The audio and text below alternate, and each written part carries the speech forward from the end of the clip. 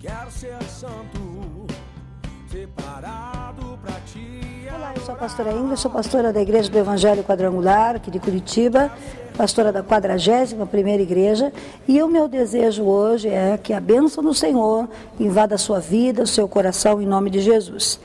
E atitudes que vão fazer de você uma pessoa extraordinária. É o que Deus tem para você, o que Ele quer que você seja extraordinário, vitorioso, pleno. Né? Então nós vamos estudar alguns homens nessa sessão de estudos que nós vamos ter, que vão mostrar, né, a diferença entre aquele que vive na mediocridade e aquele que se supera e se torna extraordinário. E nós vamos para Gênesis capítulo 40, o versículo 6, que diz assim: E vindo José pela manhã, viu que estavam perturbados e então perguntou: Por que estáis tristes nos teus semblantes? Olha, veja bem, querido, José não era uma pessoa plena, feliz, realizada nessa época. José era uma pessoa que estava no meio de uma prova. E que prova? José, com 17 anos, foi vendido para os seus irmãos, para o mercador, e esse mercador transformou ele em escravo e levou para o mercado de escravos no Egito, e ele foi comprado por Potifar. Potifar, então, o colocou para trabalhar na sua casa, como escravo da sua casa, e ele se destaca no seu trabalho. E José, ele tem uma decisão grande quando ele chega no Egito, né? Longe da sua família, longe dos seus parentes, longe do seu irmão, longe dos seus irmãos, longe da sua fé.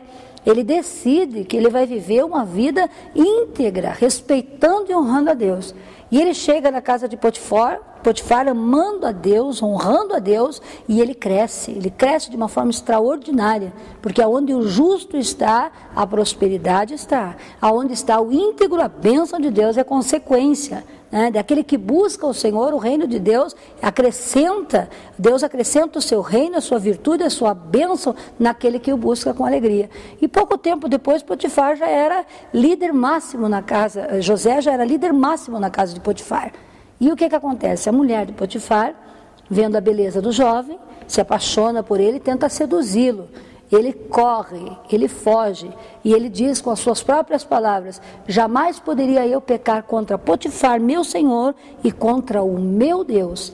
E a mulher inventa aquela história de que ele tinha tentado violentar ela, e nesse momento ele é lançado na prisão. Então você vê que a vida de José foi uma decadência, né? De filhinho de papai, ele passa a ser mercado de escravos, mercadoria no mercado de escravos. De mercadoria ele passa a ser escravo, de escravo ele passa a ser prisioneiro.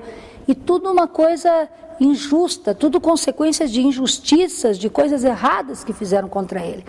Sabe, a nossa vida é assim, muitas vezes nós sofremos injustiças. Muitas vezes nós passamos por provações, mas a Bíblia diz, amado, olha só, que não cai uma folha sequer de uma árvore se não é da vontade de Deus. Então tudo o que acontece na nossa vida pode estar fora do nosso controle, mas do controle do Senhor Deus não está. Talvez a gente entenda o que está acontecendo, que bom se você consegue entender. Talvez você não entenda nada. José, com certeza, ele não entendia nada. E ele passou ali 20 e poucos anos numa prova em que ele não sabia o que Deus queria, para que ele estava lá, o que ele estava fazendo, mas mesmo na prova, ainda que os olhos não vejam, né? Ainda que os ouvidos não ouçam, mas Deus, ele é fiel. E Deus, ele está presente, nós vendo ou não vendo a sua bênção, ele vai fazer com que as bênçãos dele nos alcancem. E José não sabia o propósito pelo qual ele estava, mas mesmo assim, ele não permitiu que o diabo endurecesse o coração dele. E esse momento aqui é um momento extraordinário, eu creio que um dos mais lindos textos da Bíblia, quando José vai para a prisão, sai naquela manhã, ele amanhece o dia, e ele, prisioneiro, injusto, né, preso por injustiça cometida contra ele, prisioneiro que tinha tudo para estar reclamando, chorando, ele percebe a tristeza de dois prisioneiros. E o coração dele é sensível à dor do irmão. E ele percebe e diz: por que vocês estão tristes? Por que vocês estão abatidos nesta manhã? E o que acontece? O padeiro e o copeiro contam o sonho, E ele dá a interpretação daquele sonho, e exatamente o que ele interpreta acontece. 3 dias depois o padeiro morre e o copeiro volta a servir na sala do trono. E ele fala para o copeiro: lembra de mim quando você chegar na frente de Faraó. E o copeiro não lembrou. O copeiro continuou sua vida, foi servir a Faraó, voltou para o palácio, voltou para a comida boa e esqueceu de José. Mas aconteceu que daqui a algum tempo, alguns anos para frente, o Faraó tem um sonho. E nesse sonho o Faraó vê as vacas magras, vacas gordas, as espigas grandes, gordas e as espigas mirradas. E ninguém conseguiu interpretar aquele sonho. O Faraó ficou perturbado. Nenhum sábio, nenhum mago, nenhum homem do Egito conseguiu resolver aquela situação. E aí aquele copeiro chega e diz: olha, Faraó, quando eu estava preso, tem um homem hebreu na prisão chamado José, e eu tive um sonho, e exatamente o que eu sonhei ele interpretou. Olha só, querida, você já parou para pensar como poderia ter sido a história de José, se José tivesse endurecido o seu coração à dor do próximo? Você já parou para pensar se José tivesse ficado trancado no seu quarto escuro, chorando a noite inteira, porque Deus o havia abandonado, e não tivesse percebido a dor do copeiro? Foi por ele ter percebido a dor do copeiro que este copeiro, a quem ele teve misericórdia e compaixão, através da vida deste homem, ele foi introduzido à presença do homem mais poderoso do seu tempo. E não só o homem mais poderoso do seu tempo, ele chegou na presença, como também chegou com autoridade. Não é porque eu estou na prisão que eu sou um lixo, não é porque eu estou derrotado que eu sou um lixo, eu sou filho do Deus eterno. Diz que quando chegou a notícia na prisão de que o rei o mandou chamar, o faraó mandou chamar, ele se banhou, ele fez a barba, ele se arrumou e ele entrou na presença de faraó com autoridade, entrou com cabeça erguida. Então o que eu digo para você? Não importa, você não é o lugar que você está, a situação que você está vivendo, você é um filho de Deus.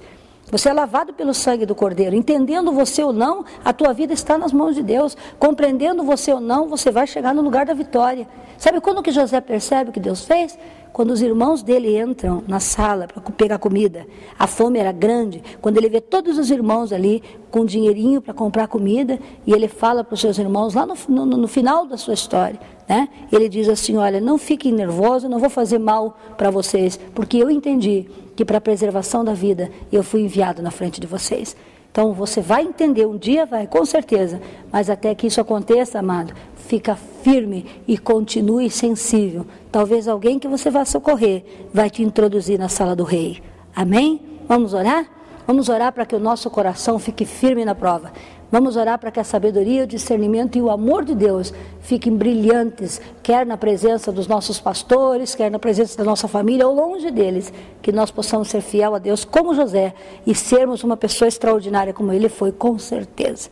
Pai, no nome do Senhor Jesus, eu oro nesta tarde e, Pai, declaro vida, declaro bênção, declaro vitória, declaro unção na vida desse meu irmão, dessa minha irmã que me ouve, ó Pai eterno, em nome de Jesus, e peço, Deus Todo-Poderoso, que se o coração está começando a ficar duro, começando a ficar, Senhor Deus eterno, depressivo, que no nome de Jesus a Tua graça esteja libertando, esteja curando, e que o Teu filho e Tua serva sejam pessoas extraordinárias, que venham viver uma vida além das circunstâncias, porque aquele que vive nas circunstâncias, essa pessoa vive nas emoções, vive na carne, mas aquele que vive na fé, vive acima das circunstâncias, porque sabe que maior é aquele que está com ele do que aquele que se levanta contra ele ou aquilo que se levanta contra ele. Que a Tua graça esteja com os Teus filhos, em nome do Senhor Jesus. Amém?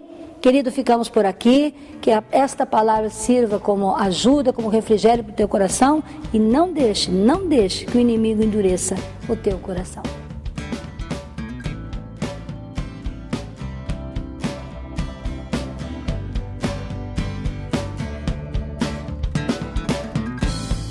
Quero ser santo, separado pra Te adorar.